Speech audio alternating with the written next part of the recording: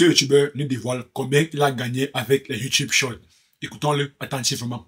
La chaîne que je vais te présenter maintenant, d'ailleurs je m'y connecte tout de suite, hop, cette chaîne-là, elle est automatisée. C'est-à-dire que ce n'est pas moi qui tous les jours fais des vidéos, j'ai délégué ces tâches, et maintenant, quotidiennement, quasiment, j'ai un short qui sort, et on voit comme cela donc les 34,5 millions de vues réalisées sur les 30 derniers jours. Donc les revenus, je vais t'en parler juste après. Avant, ce que je veux que tu vois bien, c'est que ça décolle très très fort. C'est-à-dire que en date du 20 juin, j'ai fait une journée à 14 000 vues, et très rapidement, c'est monté à 134 000 vues, donc on est presque déjà à 1 x 10, pour ensuite monter carrément à 2 millions de vues. Quand tu commences à faire des scores pareils sur une chaîne où tu publies des vidéos normales qui ne sont pas des shorts, là, en termes de revenus, tu commences tout simplement à faire des journées qui dépassent les 3 000 $. 3 000 $ par jour. Mais ici, c'est des shorts. Alors, est-ce que ça a fait autant? On va le savoir dans un court instant. Quelle est la chaîne en question? Qui nous dévoile la chaîne en question pour que nous-mêmes, nous puissions aller vérifier la chaîne?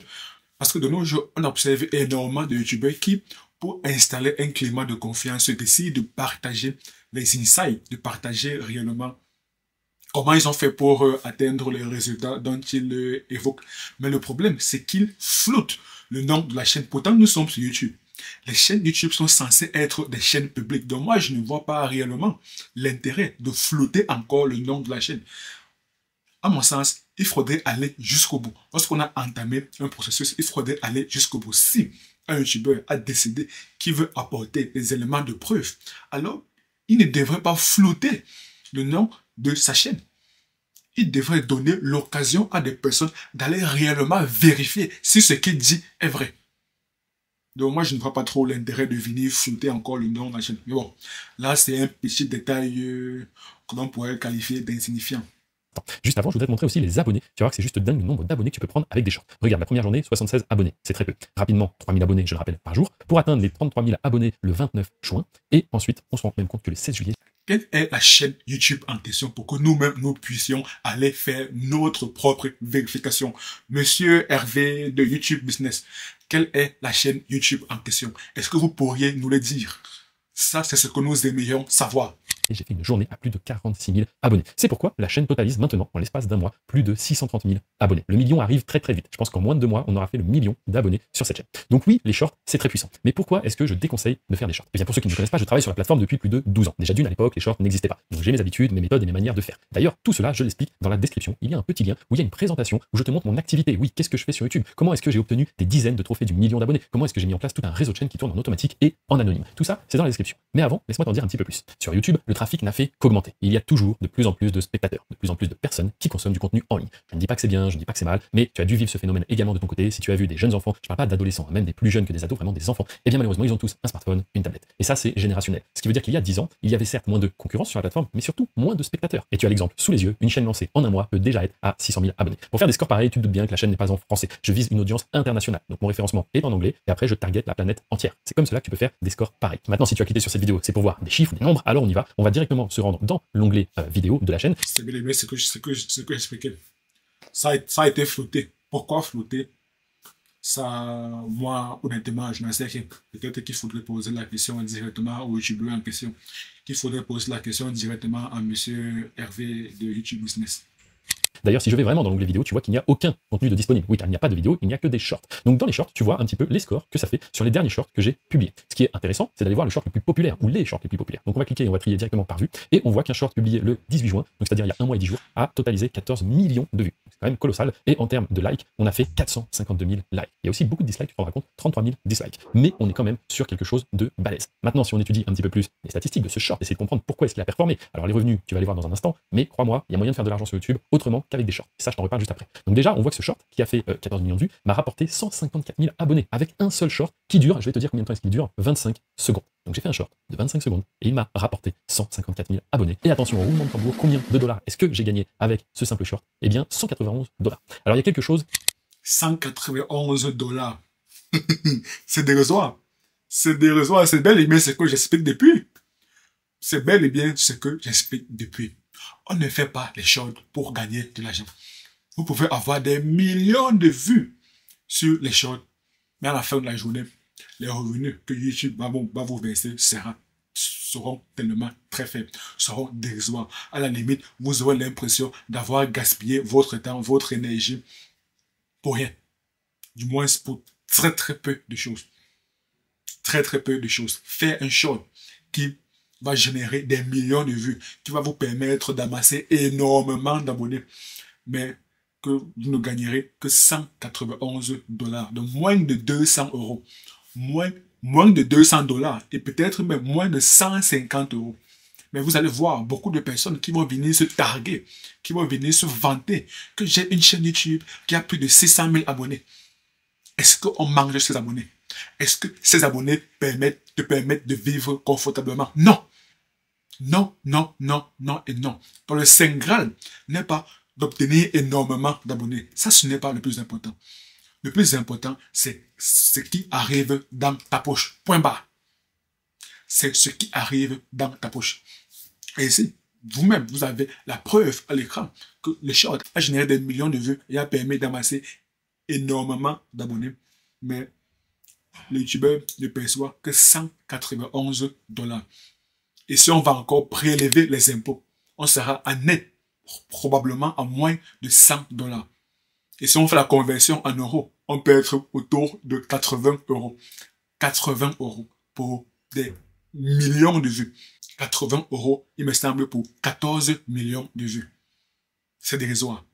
À mon sens, c'est limite de l'insulte. À mon sens, si c'était moi qui avait appliqué cette stratégie, j'aurais considéré que j'ai perdu mon temps, j'ai perdu mon énergie. Parce que je peux avoir 80 euros en une seule journée de travail. De 9h à 17h, j'ai 80 euros. 9h à 17h, j'ai 80 euros. En tout cas, force à vous si vous êtes toujours dans l'optique de venir faire des shorts sur YouTube pour gagner de l'argent. Force à vous.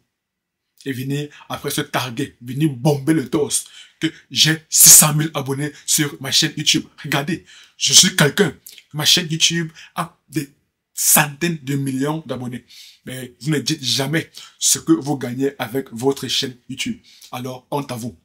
Messieurs, dames, honte à vous. Shame on you.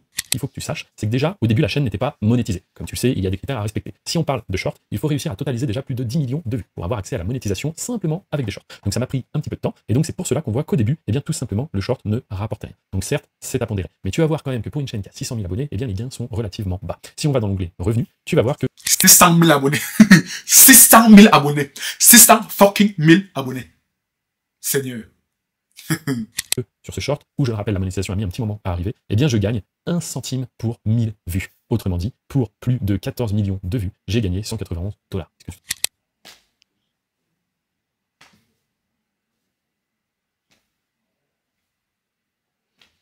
Est-ce qu'il faudrait encore argumenter? À votre avis, est-ce qu'il faudrait encore argumenter sur la pertinence de faire des shorts pour gagner de l'argent? Est-ce qu'il faudrait encore argumenter?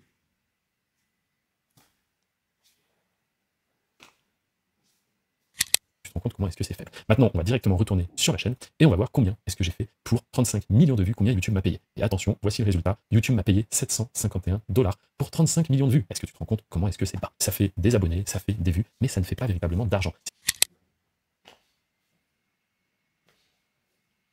Mais vous réussirez encore à avoir des gens qui vont venir se targuer, qui vont venir se vanter, qui vont venir bomber le torse.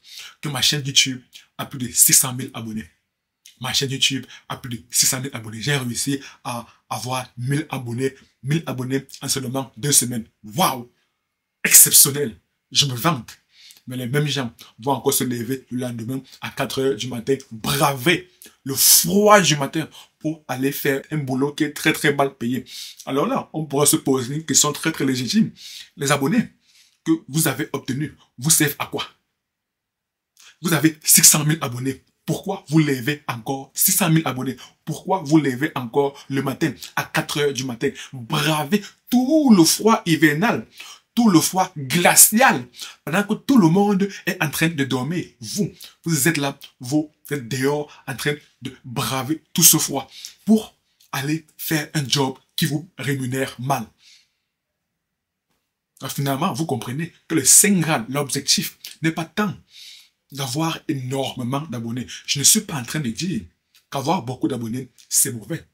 C'est pas ce que je suis en train de dire. Je suis juste en train de dire que ce n'est pas la finalité ultime. Ce n'est pas l'objectif ultime. L'objectif ultime est de savoir qu'est-ce qui arrive dans votre poche. Le revenu net. Ça, c'est le plus important. Les abonnés ne sont qu'un outil pour avoir ces revenus, notamment les abonnés permettent d'augmenter la crédibilité, ce qu'on appelle dans le jargon du marketing la preuve sociale.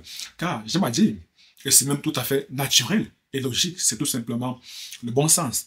Il est beaucoup plus facile de suivre une chaîne YouTube qui a déjà des centaines de milliers d'abonnés que de suivre une chaîne YouTube qui a très peu d'abonnés. C'est plus facile de suivre une chaîne YouTube qui a plus de 100 000 abonnés que de suivre une chaîne YouTube qui a moins de 1000 abonnés. Parce que si quelqu'un a déjà plus de 100 000 abonnés, alors il a déjà une certaine crédibilité. Et comme l'être humain n'aime pas le sentiment d'inconfort, l'être humain n'aime pas réellement l'insécurité, l'être humain préfère toujours la sécurité. Alors lorsqu'il sera face à une chaîne YouTube qui a plus de 100 000 abonnés, il se pose la question, ce ne sont pas 100 000 personnes qui sont totalement idiotes, non. Il y a quand même quelque chose d'intéressant qui a pu permettre de rassembler plus de 100 000 personnes. Alors là, pour ne pas paraître débile, il rejoindra ces 100 000 personnes. Là, on entre dans la pyramide de Maslow, dans le besoin d'appartenance qui figure, il me semble, dans la 3e catégorie de la pyramide de Maslow, dans le 3e échelon de la pyramide de Maslow. Après les besoins physiologiques, les besoins de sécurité, viennent ensuite le besoin d'appartenance. L'être humain a ce besoin même d'appartenir à un groupe. Donc, avoir les abonnés, c'est aussi important, notamment pour augmenter cette preuve sociale. Mais il faudrait garder à l'esprit que ce n'est pas la finalité ultime. Il faudrait trouver un moyen, il faudrait trouver des stratégies, des stratagèmes pour monétiser vos abonnés. Très important. Très important. Si tu souhaites faire de l'argent sur YouTube, eh bien, il y a des solutions, il y a des contenus à faire, des thématiques à viser qui payent très bien. Et tout ça, je te rappelle, c'est dans la description, c'est le premier lien. Tu auras accès à une masterclass, une présentation totalement gratuite. Donc si tu as des questions ou d'autres types de contenus que tu souhaites que je teste, tu me mets un petit commentaire, moi. Voilà, nous sommes arrivés à la fin de la vidéo. Donc, c'était une vidéo très intéressante. Donc, pour toutes les personnes qui pensent que faire des shorts permet de gagner de l'argent, mon ami, c'est pas moi qui l'ai dit, vous-même. Il a montré par A plus B, bien qu'il ait masqué le nom de la chaîne YouTube en question. Au moins, il a montré les insights, il a montré les coulisses de la chaîne YouTube. Et cela démontre bel et bien qu'on ne fait pas des shorts pour gagner de l'argent. S'il veut savoir pourquoi on fait des shorts, car à mon sens, ce serait également totalement contre-productif. Ce serait limite se tirer une balle dans le pied de ne pas faire les shorts en 2025. S'il veut savoir pourquoi faire des shorts, alors cliquez juste sur la vidéo qui apparaît à l'écran et moi, je vous donne rendez-vous de l'autre côté. À très bientôt.